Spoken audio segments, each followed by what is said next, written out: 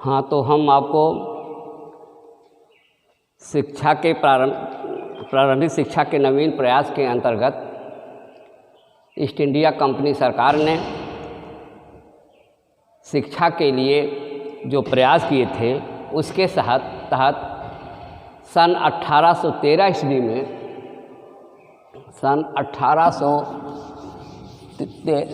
ईस्वी में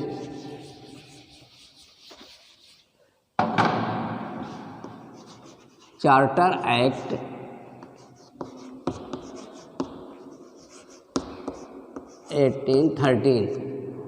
में जो एक शिक्षा के विकास के लिए जो 1 लाख रुपए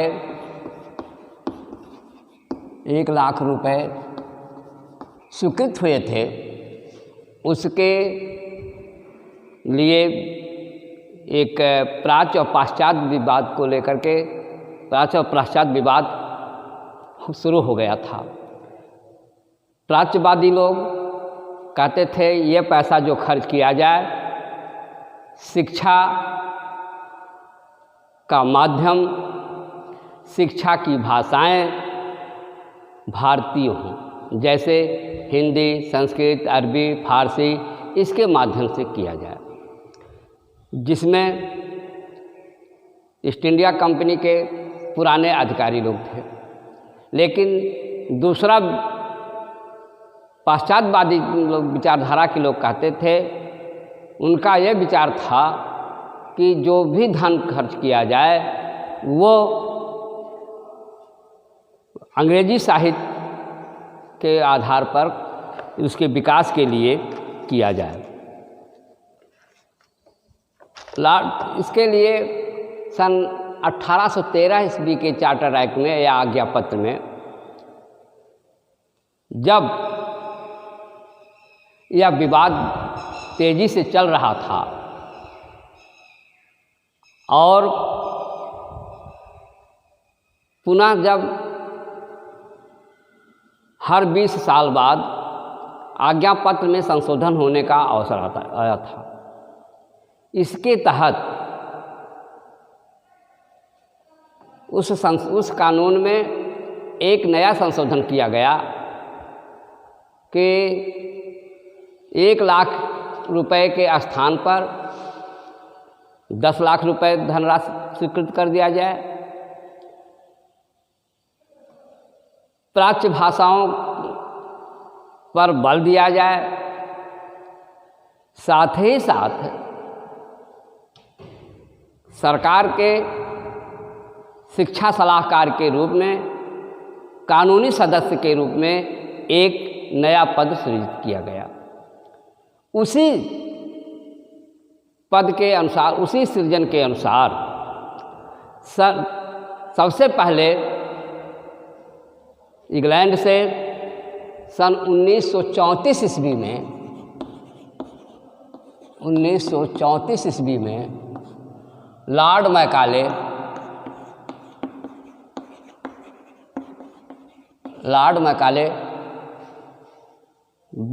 शिक्षा का विधि सलाहकार बनकर के भारत आया। लॉर्ड मैकाले को यह कार्य सौंपा गया कि शिक्षा के विषय में किस प्रकार से शिक्षा दी जाए। जो विवाद पैदा हुआ, प्राच्य और पाश्चात्य विवाद पैदा हुआ, अर्थात भारतीय भाषाओं के माध्यम से शिक्षा दी जाए या पाश्चात्य भाषाओं के माध्यम अर्थात अंग्रेजी माध्यम से शिक्षा दी जाए, इस पर लॉर्ड मैकाले को अपनी राय जो है प्रस्तुत करनी थी। लॉर्ड मैकाले जब इसके लिए वह जो है उस पर अध्ययन किया,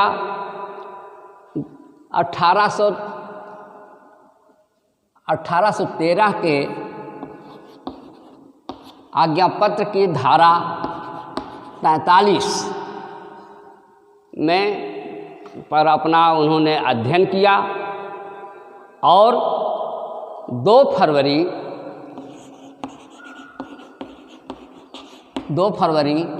1835 ईस्वी को लॉर्ड विलियम बेंटिक के सामने अर्थात गवर्नर के सामने अपनी विचारधारा, अपनी रिपोर्ट, अपना मत प्रकट किया।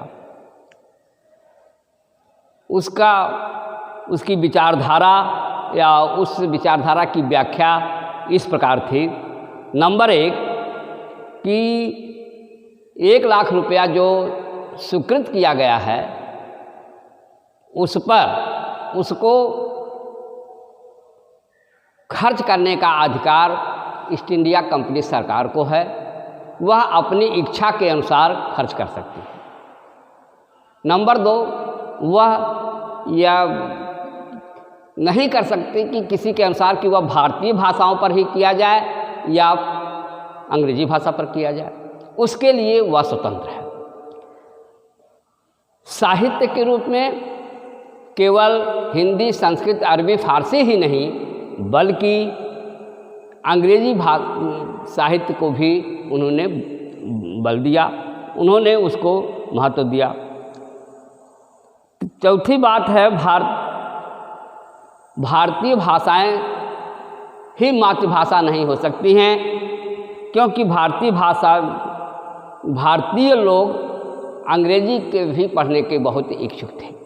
बहुत से लोग जैसे दादा भाई नौरोजी, राजा राम मोहन राय, लोग अंग्रेजी के माध्यम से ये सोचते थे कि हम भी आगे निकलें, हम भी इस चीज़ को समझें कि हम क्या कर सकते हैं, क्या नहीं कर सकते हैं।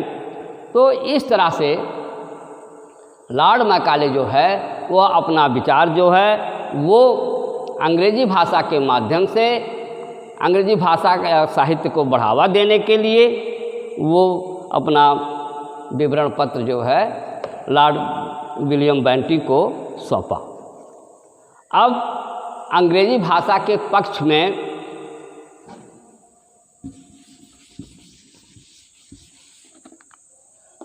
अंग्रेजी भाषा के पक्ष में मैकाले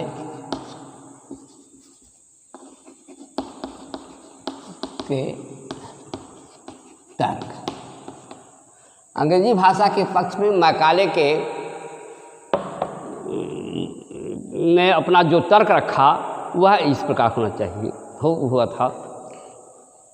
पहली बात कि यह अंग्रेजी भाषा जो है वो एक शासक वर्ग की भाषा है जिसको सबको पढ़ना चाहिए। दूसरा चीज़ ये है कि इसे उच्च वर्गों के मूल निवासी ही बोलते हैं, अर्थात यह बहुत मूल्यवान भाषा है। तीसरी बात इन्होंने तर्क दिया कि यह भाषा अर्थात अंग्रेजी भाषा पाश्चात्य भाषाओं में सबसे ऊपर है, सबसे सर्वोपरि है। नंबर 4, भारतीय अरबी एवं संस्कृत की शिक्षा की अपेक्षा अंग्रेजी शिक्षा को पढ़ने के लिए अधिक लालायित है। इसलिए अंग्रेजी शिक्षा को शिक्षा का माध्यम बनाया जाए। और लास्ट में लॉर्ड मैकाले ने अंग्रेजी भाषा को इसलिए भी बहुत महत्व दिया, उसका यह विचार था कि भारतीयों को शिक्षा दे करके इस प्रकार से शिक्षित करना था। उसकी यह सोच थी कि भारतीय रूप रंग से तो भारतीय हों लेकिन दिल दिमाग से वो अंग्रेज हो जाएं, अर्थात भारतीयों को इस प्रकार से तैयार करना था जिससे कि वो अंग्रेजी शिक्षा को लेकर के, अंग्रेजी साहित्य की शिक्षा को लेकर के, अंग्रेजी माध्यम से शिक्षा लेकर के इस प्रकार से शिक्षा दें जिससे कि वो सरकार ईस्ट इंडिया कंपनी के सरकार के कार्यकाल में वो अपना सहयोग दे सकें। इसलिए लॉर्ड मैकाले ने अंग्रेजी शिक्षा का विशेष महत्व दिया। लॉर्ड मैकाले ने इस मिशन को चलाने के लिए निम्न बातों पर विशेष बल दिया। नंबर 1, साहित्य।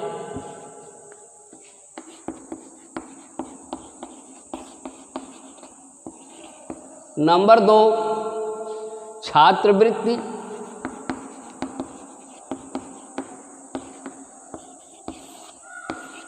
नंबर 3, छात्र। नंबर 4, माध्यम। नंबर 5, अनुदान। इस तरह से लॉर्ड मैकाले ने इन बिंदुओं पर विशेष बल दिया। उन्होंने अंग्रेजी साहित्य को विशेष महत्व दिया। उनका विचार था कि अंग्रेजी पढ़ने से, अंग्रेजी के माध्यम से ज्ञान प्राप्त करने से भारतीयों में अधिक से अधिक बोलने की क्षमता का विकास होगा। छात्रवृत्ति जो है अंग्रेजी माध्यम से पढ़ने वाले छात्रों को दी जाए, छात्रों को अनेक सुविधाएं दी जाए, माध्यम के रूप में अंग्रेजी को रखा जाए और विद्यालयों के अंग्रेजी शिक्षा के विद्यालयों को बढ़ाने के लिए, उसको आगे बढ़ाने के लिए सरकार जो है वो विद्यालयों को अनुदान ग्रांट दे। इस तरह से भारतीय शिक्षा में को बढ़ावा देने में पाश्चात्य भाषा अर्थात अंग्रेजी को ही ज़्यादा जोर लॉर्ड मैकाले ने दिया। अब हम आपको बताएंगे कि लॉर्ड मैकाले का भारतीय शिक्षा में क्या योगदान रहा। देखिए, लॉर्ड मैकाले की ये जो भारतीय शिक्षा में योगदान था उसकी प्रशंसा करते हुए दादा भाई नौरोजी ने बहुत प्रशंसा करते हुए कहा कि लॉर्ड मैकाले की यह शिक्षा नीति जो थी वो भारतीयों के लिए अग्रदूत बन कर के आई। नंबर 2, वह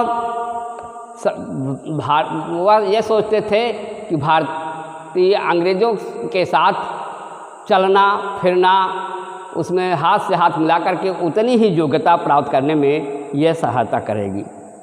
अंग्रेजी भाषा जो है वो भारतीयों के लिए ज़्यादा उपयुक्त सिद्ध होगी।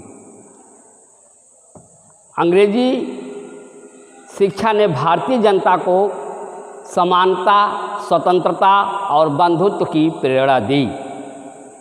इस प्रकार से लॉर्ड मैकाले का शिक्षा के क्षेत्र में बहुत ही शैक्षिक योगदान रहा।